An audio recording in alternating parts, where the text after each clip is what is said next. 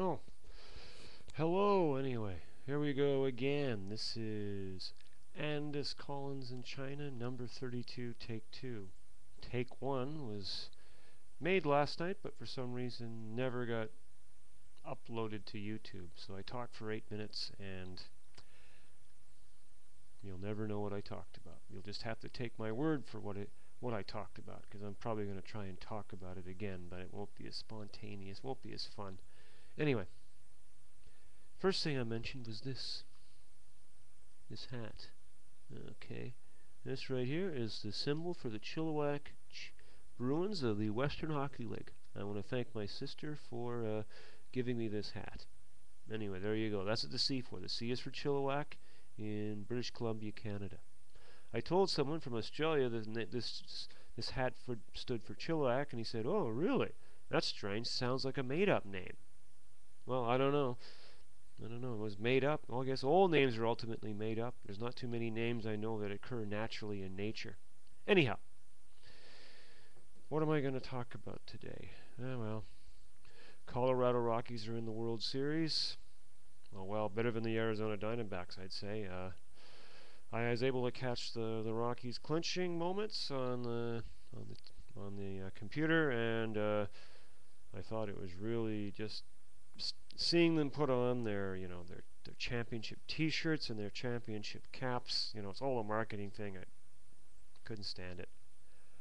Apparently there's a flu going around Wuxi. I haven't caught it yet, but Monday, Tuesday night I had 2 company classes that were practically nobody showed up. I got a lot of people just called in sick. Symptoms of the flu, of course, flus apparently for whatever reason they get your weak points. So I of course made the joke that, geez, my self-esteem has been really low lately. So that's how this flu is affecting me. Ha ha ha. Okay. Went to a primary school, Zhuang Primary School. I taught grade 1 class, grade 2 class. In the grade 1 class, the teacher had put these little name signs on, I guess that is the homeroom teacher had put all these name signs on every student's desk. There's 40 of them. Of course, unbeknownst to me, she had actually done this just 5 minutes before the class. So I went for the whole class asking people what their name was. None of them, they all just stared at me blankly. And they suddenly realized, okay, looks like I'm going to have to teach them their names, how to pronounce their names. And so I went around telling, I got the kids to say their names, and I got the class to say, "What is her name?" And they said, "Blah." And I said, "What's your name?" And she said, "Blah." So I thought they had it figured out, so I thought I'd go around again another time, just very quickly. They could all tell me their name. Kind of reinforce what I taught. Only 3 out of 40 had figured it out.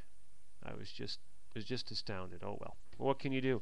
Had these plans, and of course plans are all like I thought, on the spur of the moment I'd do this instead, and it didn't quite work. You just don't know when you go to a class every 3 months, especially trying to teach English. Now, other thing you notice, well, I talked about Tony not liking me, but I don't want to talk about that this time.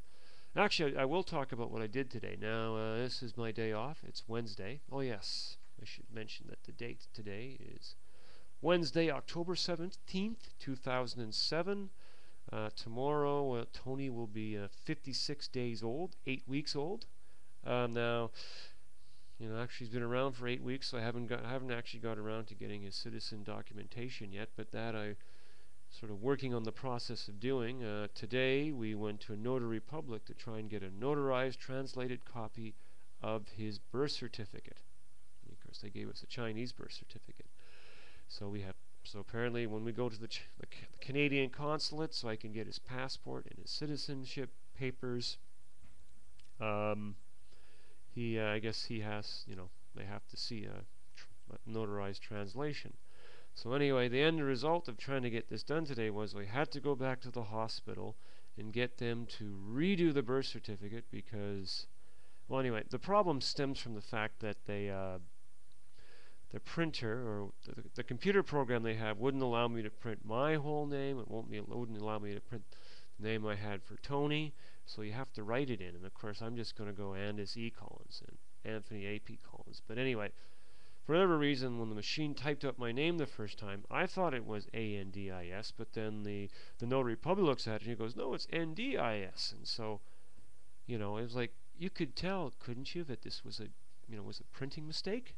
Was the printer in this thing, the printer used to make this birth certificate was crap. But no, she said, if I translate the document, I'm not going to have your proper name in. But like, come on, I show you my passport. Clearly, that's my full name. But no, I have to go back to the hospital and get the thing reprinted. And it was just a pain in the ass. Pain in the ass. I don't know. What can I say? What can I say? Bloody bureaucracy. And I haven't even got to the Canadian part yet. I mean, right now it's just the Chinese part, which is bad enough. But once I get to the Canadian part, more nightmares. I mean, I really wish that somehow I could go to Shanghai one afternoon, get this stuff done.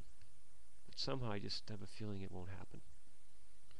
Very well, very well. Okay, so anyway, that's the end of Andis Kaulins in China, vlog number 32 here on October 17th, 2007 from the 21st floor of the Wuxi Yuan Apartments.